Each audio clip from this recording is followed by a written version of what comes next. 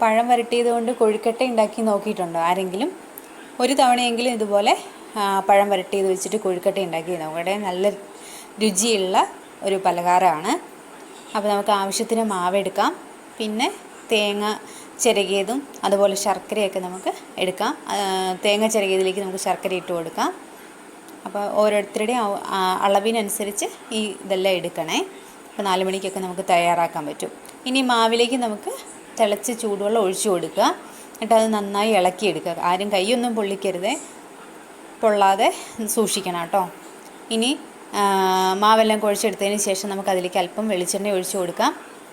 എന്നിട്ട് അത് ഒന്ന് കുഴച്ചെടുക്കണേ. അപ്പോൾ നല്ലൊരു മയം കിട്ടും മാവിന്.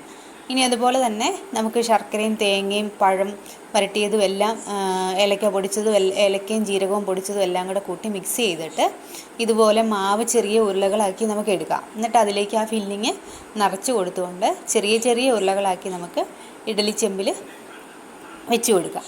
അപ്പോൾ ഇഡ്ഡലി ചെമ്പിൽ ഞാൻ വെക്കുമ്പോൾ അതിൽ ഓരോ ഇലകൾ വെക്കുന്നുണ്ട്. ആ ഇല വഴനയില, ഇടനയില എന്നൊക്കെ നമ്മൾ പറയില്ലേ, അതാണ് എടുത്ത് വെച്ച് കൊടുക്കുന്നത്. അപ്പോൾ അതിൻ്റെ ഒരു മണവും സ്വാദും ഒക്കെ ഇതിലേക്ക് ആവിയിൽ വെന്ത് കഴിയുമ്പോൾ ഇതിലേക്ക് വരും. അപ്പോൾ നല്ല രുചിയാണ് കഴിക്കാൻ. പിന്നെ ഈ പാളയംകുടം പഴമൊക്കെ കിട്ടിക്കഴിയുമ്പോൾ ധാരാളം നമുക്ക് ഉണ്ടെങ്കിൽ പഴം, പാളയംകുടം പഴം എന്നല്ല, ഏത് പഴമാണെങ്കിലും ധാരാളം കിട്ടിക്കഴിയുമ്പോൾ മഴക്കാലമൊക്കെ ആണെങ്കിൽ ചിലപ്പോൾ അതൊക്കെ നമ്മൾ കളയാനൊക്കെ സാധ്യത കൂടുതലാണ്. അപ്പോൾ അധികമൊന്നും ആരും കഴിച്ചില്ലെങ്കിൽ നമ്മൾ കളയുമല്ലോ. അപ്പോൾ അതുപോലെ കളയാതെ ഈ പഴങ്ങളൊക്കെ ഏത് പഴമായാലും നമുക്കിതുപോലെ കളയാതെ വരട്ടിയെടുത്ത് വയ്ക്കുകയാണെങ്കിൽ, കുറച്ച് സമയമൊക്കെ ഉണ്ടെങ്കിൽ വരട്ടിയെടുത്ത് വയ്ക്കുകയാണെങ്കിൽ ഈ പഴങ്ങളുടെ സീസൺ അല്ലാത്ത സമയത്തും നമുക്കിതൊക്കെ ഉപയോഗിക്കാം.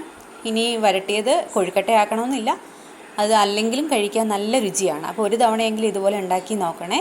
നല്ല രുചിയാണ് ഇതിങ്ങനെ കഴിക്കാൻ. അപ്പോൾ ഒരു തവണ നിങ്ങളിതുപോലെ തീർച്ചയായിട്ടും ഉണ്ടാക്കി നോക്കണേ.